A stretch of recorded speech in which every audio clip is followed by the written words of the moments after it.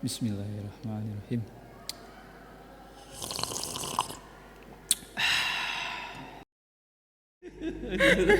Lima aja dah. 25 aja belum tentu ya. Nah, ini iman kepada kitab-kitab, Ted. Yang Yudi pribadi ketahui ini ada 3 nih, Ted, kitab ya, Ted. Taurat, Injil, dan Al-Quran. Iya. Itu Zabur. gimana, Ted? Zabur. Iya. Kalau kan Ada suhuf Musa, ada suhuf Ibrahim. Ya, suhuf itu berarti lembaran. Ya, lembaran. kalau kitab itu berarti diistilahkan Disusun seperti ya? buku, Sudah buku. tersusun gitu ya, Pak. Tapi bukan berarti bahwa kemudian itu bahasa kitab itu kan definisi bagi kita kan. Indonesia gitu ya. Ya, artinya definisi kita tuh yang namanya kitab tuh buku gitu. Gitu kan. Suhuf itu lembaran.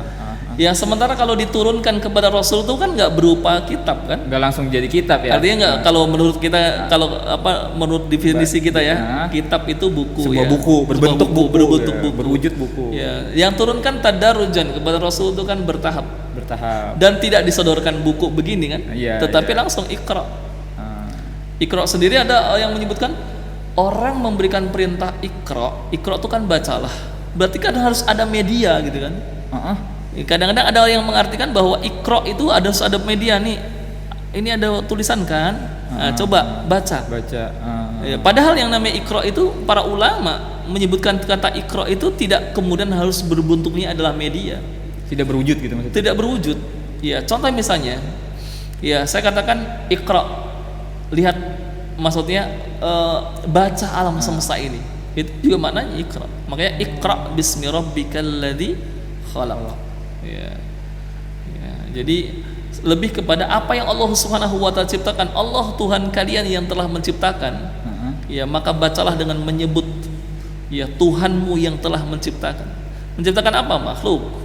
Ya, makhluknya itu alam semesta ini. Maka Iqra itu para ulama mufassirin menyebutkan Iqra itu bisa maknanya adalah membaca sebuah tulisan, tapi bisa membaca sebuah situasi, kondisi. Ya. Mungkin mewakili membaca, melihat dan mendengar. Nah, gitu ya, Teh. Artinya bagaimana mengolah pikiran. Iya. Jadi ketika misalnya kita melihat, membaca, ya, membaca itu bisa kemudian menjadi bahan untuk kita tafakur, berpikir. Karena kalau orang tak membaca itu biasanya nggak pernah berpikir. Ya, kurang baca jadi kurang pikir. Tersinggung nih kita. Kita kurang baca nih. Masya Allah. Jadi Iqra itu melihat, membaca, dan mendengar, kurang lebih seperti itu ya, Pak. Ya, membaca secara luas maksudnya. Ya, karena emang kondisi kalau alam. didefinisikan dengan logik, kalau disuruh ngebaca, apa yang mau dibaca nih? Kayak gitu kan ya, Teh. Makanya ketika Rasulullah Iqra, beliau menjawab, ma'ana biqari. Saya nggak bisa baca. Tapi maknanya bukan berarti ada medianya, ini suruh baca ini gitu. Gitu ya, jadi ketika misalnya baca, saya nggak bisa baca, saya nggak bisa baca. Ya, baru kemudian Iqra bismi rabbikal ladzi khalaq, itu dituntun Iqra bismi rabbikal ladzi khalaq. Ya, khalaqal insana min 'alaq. Ya, 5 ayat itu. Ngomong-ngomong kitab nih, Tat. Apa benar, jadi pernah dengar hanya Al-Quran yang langsung dijaga oleh Allah? Ya, itu memang disebutkan dalam dalam Al-Quran. Ya, inna nahnu nazzalna dzikra wa inna lahu lahafizun. Itu memang Allah Subhanahu wa taala yang langsung menyebutkan hal itu. Jadi memang Allah memberikan jaminan gitu. Jaminan Al-Quran itu akan terjaga terus. Dan memang betul sampai sekarang kan kalau boleh kita lihat gitu ya, kenyataan bagaimana Al-Quran itu Allah SWT walaqad yassarnal Qur'ana lidzikri fahal min muddakir. Allah telah memberikan kemudahan Al-Quran untuk dihafal, diingat. Ya, untuk diingat, dan ternyata sampai sekarang orang banyak hafal Quran. Tapi dengan kitab yang lain Allah memang tidak menjaga. Zabur tidak ada yang menjaga, Injil, Taurat tidak ada yang menjaga. Kalau misalnya sekarang keberadaan Injil dan Taurat yang sekarang itu sudah tulisan daripada manusia. Ya, artinya kisah-kisah yang ditulis dari apa yang telah pernah mereka dengar kira-kira. Dan itu yang sulit untuk kemudian dipertanggungjawabkan kebenarannya. Iya. Abu-abu lah tapi. Iya. Jadi sulit untuk dipertanggungjawabkan. Memang Allah SWT menegaskan salah satu i'jazul Quran, kemukjizatan Al-Quran itu adalah Allah menjaga Al-Quran itu dengan inna nahnu nazzalna dzikra wa inna lahu lahafizun. Itu memang sudah langsung secara khusus. Gitu. Oke. Dari kitab-kitab iman kepada Rasul-Rasul Allah yang tadi udah Ustaz lebih bicarakan. Dan iman kepada qada dan qadar. Iman kepada qada wal qadar itu gimana? Takdir kan ya Teteh? Ya. Takdir itu sebuah ketentuan kan? Ketentuan. Ya, ketentuan. Ya, qada wal qadar. Ada ketetapan, ada pertanyaan pribadi Yudi juga sih Teh. Kadang ya ini sih logik sih Teh. Maksudnya dipikirkan dengan logika ya. Kan takdir itu sesuatu yang sudah terjadi. Ya kan, kalau belum terjadi belum bisa dikatakan takdir. Seperti itu nggak definisinya? Benar apa enggak? Ya. Jadi secara mudah untuk memahami atau mengimani takdir itu adalah sebuah ketetapan yang sudah terjadi. Sebuah ketetapan yang sudah terjadi. Itu paling mudah untuk memahami. Ya, walaupun ketika nanti dalam pembahasan ada takdir yang muqayyad, ya. Ada takdir yang mubram, ada takdir yang sudah tetap dan itu nggak bisa berubah, dan ada takdir yang bisa kita rubah. Ada mukhayyar, di mana di mukhayyar itu kita ada pilihan. Contoh misalnya kita mau menikahi menikahi seorang gadis, tapi ada dua pilihan. A dan B. A dan B. Kita belum tahu takdir saya yang mana gitu. Si gadis ini belum tahu takdir yang mana nih. Tetapi di situ kita bisa berikhtiar untuk memilih. Ya, saya pengen yang ini. Karena alasan ini. Ada alasan gitu. Ada alasan. Jadi arah untuk memilih kepada si A ini karena ini dan kemudian upaya pendekatannya itu ada usaha, ikhtiarnya udah ketika sudah menentukan. Itu termasuk yang tadi ada ikhtiari, yang sifatnya ikhtiar. Tapi yang mubram yang memang harus kita terima. Kita terima itu kayak contoh misalnya, kita diciptakan oleh Allah SWT sebagai laki-laki, maka itu takdir yang sudah harus kita terima. Ada misalnya kita diberikan misalnya rambut yang lurus, ya sudah. Ya, itu bagian orang keriting diri. Wah, kayak cakepan kalau rambutnya tuh keriting ya. Nanti yang keriting, wah enak loh. Rambutnya lurus. Lurus itu harus kita terima. Ya. Tapi ada yang usaha-usaha yang harus kita lakukan. Bagian dari ikhtiar ya, Tat. Ikhtiar. Nah, ini pertanyaan berikutnya dari takdir nih, Tat. Yudi pernah dengar kalau berserah itu kepada Allah, bukan kepada takdir. Itu gimana tuh, Tat? Cara menyikapinya, Tat? Ya. Berserah jadi begini, kepada Allah. mungkin banyak orang terjebak dengan bahasa. Iya. Dengan bahasa. Contoh misalnya, kamu sudah tahu atau kamu sudah makan tahu.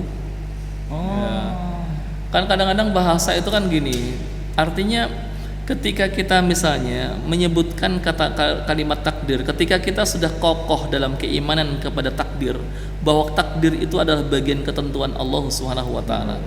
Ketika kita menyebutkan bahwa saya berserah kepada takdir, itu menunjukkan bahwa kalimat itu sudah menyerahkan kepada Allah. Kenapa? Karena dia meyakini bahwa Allah yang menentukan takdirnya. Ya, hanya menyebutkan dengan takdir, tetapi sesungguhnya dia meyakini Allah. Berkesinambungan gitu. Iya, jadi tidak kemudian itu akan terjebak kepada kemusyrikan kalau Anda lebih meyakini kepada takdir bukan kepada Allah. Ya. Nah, takdir itu memang apa? Takdir itu kan ketentuan Allah gitu ya. Iya. Hanya lebih pada bahasa aja. Iya. Kan Allah yang sudah menentukan. Iya, karena emang jadi bukan sebuah benda gitu. Artinya bukan sebuah benda. Sebagian orang suka menjadi ribetin hal yang Iya. mudah itu teh. Jadi kadang-kadang bahasa itu kan, bahasa kita dibolak-balikan bahasa tuh, jadi kadang-kadang menjadi bingung gitu. Bingung Sebetulnya sendiri benar, ya. Iya. Contoh misalnya gini, paling sederhana adalah gini, Gimana tuh? mengartikan kata ikhlas. Ikhlas. Iya, ikhlas menurut bahasa kita sama ikhlas menurut bahasa agama, makna agama itu berbeda, jauh. Oh iya. Ikhlas Ya. kan. Contoh misalnya, Iya, gimana tuh? ya, Yudi pengen ngasih saya HP, Heeh. ya. Lalu kemudian saya bilang ikhlas, ya. Atau misalnya jual beli, Heeh. HP-nya berapa yuk? 1.700.000, 1.700.000 lah. Ya ikhlas ya, 700 ya, ikhlas. Nah, itu sebetulnya ikhlas yang dimaksud dalam bahasa yang kita gunakan itu adalah kerelaan, Rela. rela, Rela, ya, rela. kerelaan. Tapi ikhlas itu sesungguhnya kalau dalam bahasa agama, ikhlas itu memurnikan. Memurnikan. Iya, ikhlas itu artinya murni. Jadi memurnikan. Jadi kalau kita misalnya misalnya saya sholat tuh dengan penuh keikhlasan, berarti saya memurnikan sholat saya itu hanya untuk Allah. Iya, jadi memurnikan aktivitas itu untuk Allah itu namanya ikhlas. Definisi memurnikan sendiri kan berarti membersihkan dari yang kotor-kotor kan Iya, ya. betul. Mungkin kalau dari Memurnikan. situasi masalah HP nih, ikhlas yang 300 perbedaan 1 juta dan 700 itu ya dibersihkan gitu. Iya, paham jadi Jadi masa makna kadang-kadang kita ngomong ikhlas itu adalah lebih pada makna rela. Redho ya, rela ya, segitu ya. Oke. ikhlas tapi Jadi dikit apa? lagi, oh kurang 300. Gitu. Maka kadang-kadang kita kan menggunakan bahasa ikhlas kan. Sama tadi ketika misalnya saya orang beriman yakin saya menyerahkan kepada takdir aja. Itu bukan berarti kemudian dia salah bahwa dia tidak beriman kepada Allah, tetapi lebih penggunaan bahasa. Dan itu tidak menjadikan orang jadi kufur. Ya. Selama dia meyakini bahwa takdir itu Allah yang menentukan. Kecuali kalau misalnya dia meyakini bahwa takdir itu ya kayak gini. Takdir itu Allah yang menentukan iya, tetapi dia tidak ada usaha. Kenapa? Ada takdir yang harus ada ikhtiari, yang sifatnya ikhtiar, tapi dia udah pasrah saja, itu yang nggak boleh. Contoh misalnya, orang sakit, tapi dia memasrahkan dengan mengatakan saya ngikutin takdir aja lah. Kalau memang saya sakit, akan sembuh, nggak usah berobat juga. Masuk ke kategori pesimis ya tadi. Gitu. Jadi menyerahkan takdir tanpa usaha. Nah itu yang salah gitu. Tapi saya harus berusaha berobat. Ya, kok toh ternyata takdirnya tetap sakit, ya, itu beda lagi. Beda cerita. Ya, Iya, paham. itulah takdir, ketentuan. Jadi bukan menyerahkan takdir yang akhirnya kemudian putus asa, nggak mau usaha.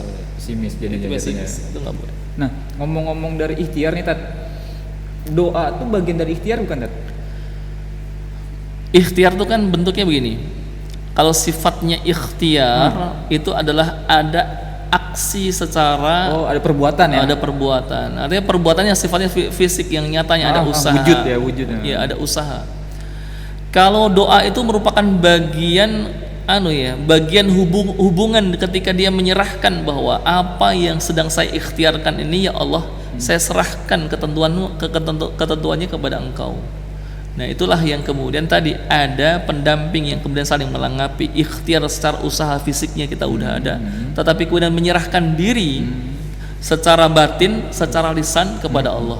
Gitu. Berarti doa itu tidak termasuk dalam circle-nya ikhtiar, beda gitu Tat?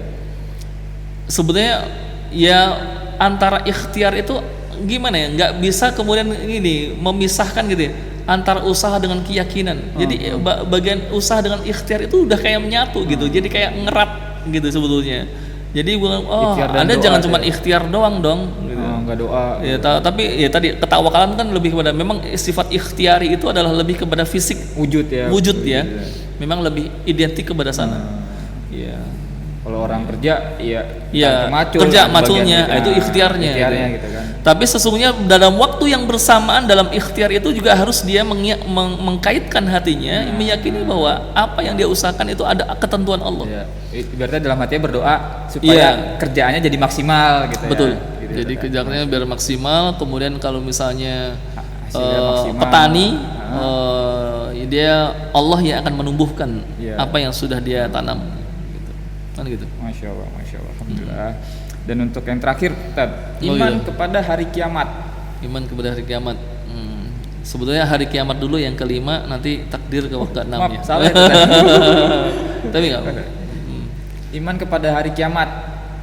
Ini sebenarnya Yudi banyak pertanyaan di hari kiamat nih, Tad, terkait ya banyak hal ya, Tad ya. Ya, ya, ya. Dengan hari kiamat. Kalau pandangan Ustaz tersendiri untuk iman kepada hari kiamat seperti apa, Tad? Kalau iman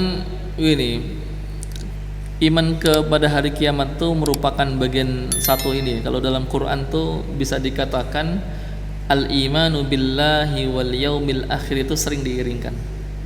Bahkan dalam hadis juga Rasulullah SAW sering mengiringkan antara iman kepada Allah dan hari kiamat. Ya, dan hari kiamat itu termasuk yang gaib kan. Ya, artinya kita nggak tahu. Ya, dan tapi kita harus yakin. Tapi nyaris memang Allah menyatakan dalam surat Al-Waqiah tuh, idza waqa'atil waqiah, ya, bahwa ketika kiamat itu menjadi sebuah kenyataan yang senyata-nyatanya, ya. Laisa liwaqa'atiha kadzibah, bahwa tidak ada satu manusia pun yang nggak yakin kiamat itu terjadi. Karena salah satunya yang terbukti adalah tak seorang pun, baik orang yang ateis sekalipun, mereka itu meyakini akan adanya sebuah kehancuran.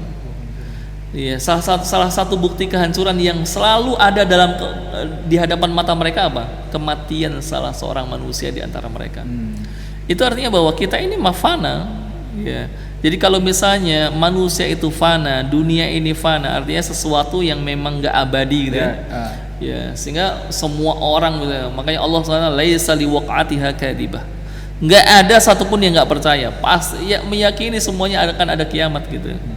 Ya, cuman masalahnya adalah tadi ba'da kiamat itu harus ada kehidupan lain apa enggak. Itu yang kemudian sering menjadi terjebaknya orang adalah di situ, bahwa nanti ada yaumil akhir. Yaumil akhir itu ya itulah hari di mana Allah membalas seluruh kebaikan yang kita lakukan dan membalas keburukan yang kita lakukan di dunia. Ya, itu yang memang kalau bicara masalah hari kiamat tuh ayat-ayat surat-surat pertama itu sangat syarat dengan pesan-pesan untuk beriman kepada hari kiamat. Idza zulzilatil ardu zilzalaha al-qari'ah, gitu kan? Itu hari kiamat. Ya, terkait masalah kubur, ya kayak misalnya alhaqumut takatsur hatta zurtumul maqabir, ya. Kalla saufa ta'lamuna tsumma kalla saufa ta'lamun, itu muatannya muatan keimanan kepada hari kiamat. Masuk kubur, nanti akan diperlihatkan neraka, gitu kan? Sampai ainal yakin, matanya itu betul-betul lihat gitu. Jadi dan banyak bicara masalah hari kiamat itu, masya Allah. Langsung merinding, Tad, ngomongin kiamat ini, Tad. Masya Allah. Ya. Alhamdulillah. Masya Allah. Sahabat ngopi semua. Jadi kita nyebut teman-teman di sini sahabat ngopi, Tad. Oh gitu ya. Tapi kopinya nggak ada. Tapi nih. kopinya nggak ada. Insya Allah, Tad, next time Iya. kita sediakan kopi. Iya, siap. Oke, sahabat ngopi semua, berikut obrolan ngopi kita bersama Ustadz Dhani Khalis Purnawan. Alhamdulillah, semoga bermanfaat buat sahabat ngopi semua. Dan untuk sahabat ngopi semua, support kita dengan like, komen, dan subscribe channel YouTube Jami Al Barokah Official dan Instagramnya Jami Al Barokah. Jika ada sahabat ngopi pertanyaan-pertanyaan sekilas agama atau iman, bisa di komen situ, nanti insya Allah akan kita kaji dan kita bahas bareng bersama Ustadz Dhani Khalis ya, Teteh, insya Allah. Insya Allah selama bisa diskusi aja ya. Ya, diskusi Saya aja. bukan seorang yang faqih dalam agama. Masya Allah. Ya, saling menasehati. Alhamdulillah. Oke, alhamdulillah, Tat. Kita tutup dulu di sini, Tat. Nanti Ya. kita lanjut lagi. Insya Allah. Masya Allah. Oke, Barakallah. sahabat ngopi, saya tutup ya. Assalamualaikum warahmatullahi wabarakatuh. Waalaikumsalam warahmatullahi wabarakatuh.